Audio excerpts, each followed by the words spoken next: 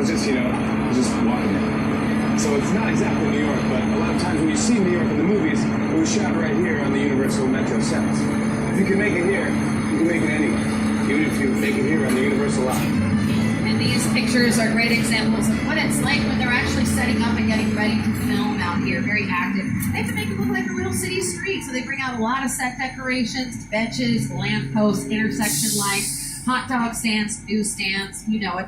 And you can see these windows here too. They're very bare right now, but you can picture what it would look like with all the window decoration as well. This area was recently featured in the Fast and Furious Presents Hobbs and Shaw, one of our Fast and Furious films, a spin-off of that was released last summer. Starred Dwayne "The Rock" Johnson and Jason Statham. They shot scenes from that, which has been featured in a number of different productions over the years. Back in the 80s, it was in the beginning of Three Amigos, the Steve Martin, Chevy Chase, and Martin Short, quite a classic. I'll give you some other examples here momentarily, but first, like I said, some weather effects. Hopefully you can all hear that thunder, right? That's coming from some speakers hiding behind the walls. But typically, when we have thunder in a given production, we would add it after filming has wrapped in the post-production phase. That's how most sound effects are done, actually. As far as lightning and rain, well, first of all, the lightning is some strobe lights in this area. If we want to create that on set, sometimes we'll use up to 250,000 watts of power. Lots of electricity. Now, to create rain, what we'll do is employ a very high-tech device. It is called a sprinkler. It's actually very simple. We just shoot the water straight up in the air with help of gravity. The overhead sprinklers, it really does look like there's rain falling from the sky. When you put your camera in the right spot so you can't see the actual sprinklers. Also, what we will often do is create water drops that are a lot larger than real rain, so they show up better on screen. Real rain doesn't really. And now we're going to cross the border, take you from Old Mexico up to Texas, the Old West here, basically.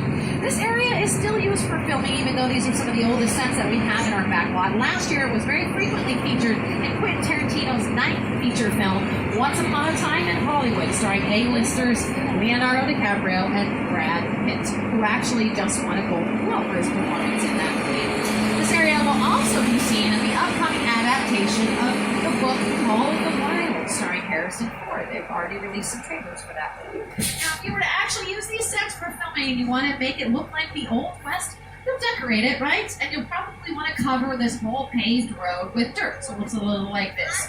Because the cement road doesn't really look like the Old West, right? So if you do that, you don't want to just necessarily grab any old dirt because it won't stick to the ground very well and will cause a lot of dust clouds. Now, these are some of the oldest sets that we have here in our backlot. A lot of them have been refurbished over the years, but our classic Western stars, Jimmy Stewart, Kirk Douglas, John Wayne, Hugh Gibson, Audie Murphy, all appeared out here in this area at one point in time. And many of the doorways you see in this area were built smaller than normal on purpose so that our cowboys would appear bigger and brawnier than they actually were when they stood in front of them. Yeah.